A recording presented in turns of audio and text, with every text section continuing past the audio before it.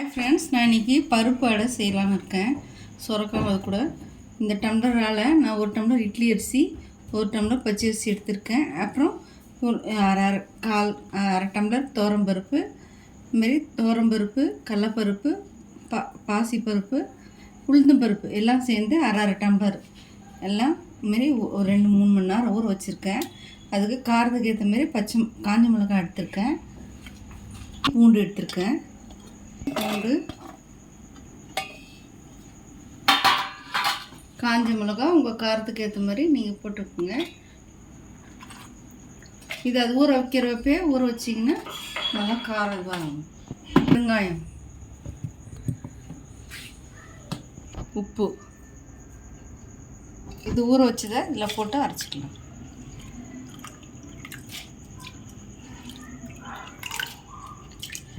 நான் இது 2 வாட்டியாக போட்டு அரைச்சிக்கிறேன்.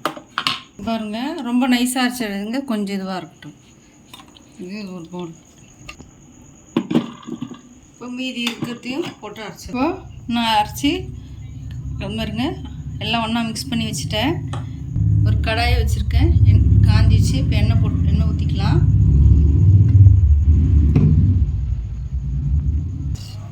கடுகு போட்டுக்கோங்க.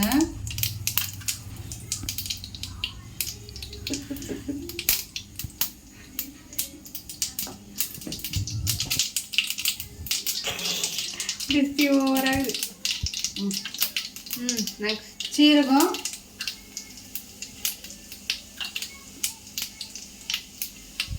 கறிவேப்பிலை, வெங்காயம்.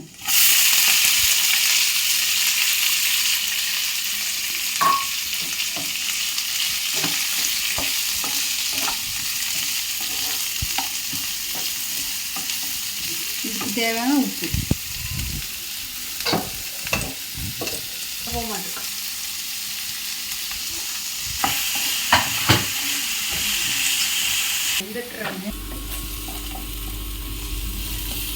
பாருங்க, வெங்காயம் ஓரளவுக்கு பாதி வதங்கணும். நான் சுரக்காவை ஒரு பாதி இதுவே திருவி வச்சுருக்கேன், அதை போட்டுக்கலாம். போட்டு நீங்கள் வேணும்னா போட்டுக்கோங்க, இல்லைன்னா வெறும் வெங்காயம் மட்டும் வதக்கி கூட நீங்கள் இதை சேர்த்துக்கலாம். சுரக்காய் இருந்ததுனால நான் இது பண்ணியிருக்கேன். இனி இதோடு நல்லா வதக்கிடுங்க.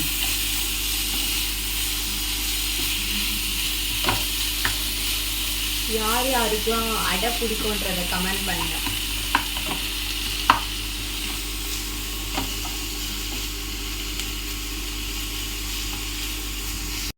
ஃப்ரெண்ட்ஸ், வதங்கிடுச்சு.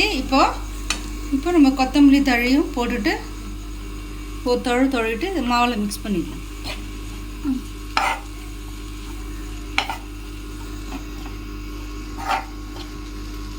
இது வதக்குந்தா மாவில் மிக்ஸ் பண்ணிக்கலாம்.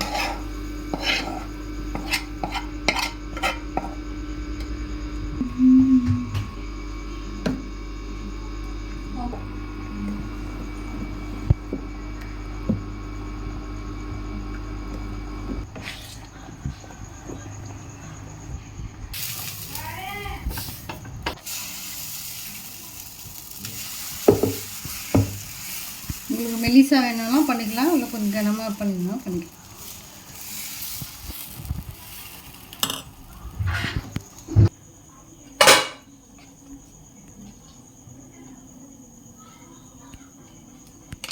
இப்போ திருப்பி போட்டுக்கலாம்.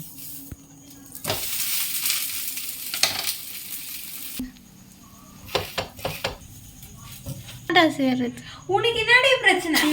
ட்ரை ஆகுமே நான் பார்க்குறேன்.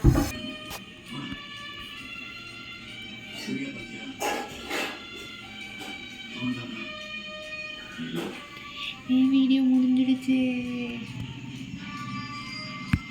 மறக்காம ஒரு ஃபுல் ஃபோட்டோ எடுத்து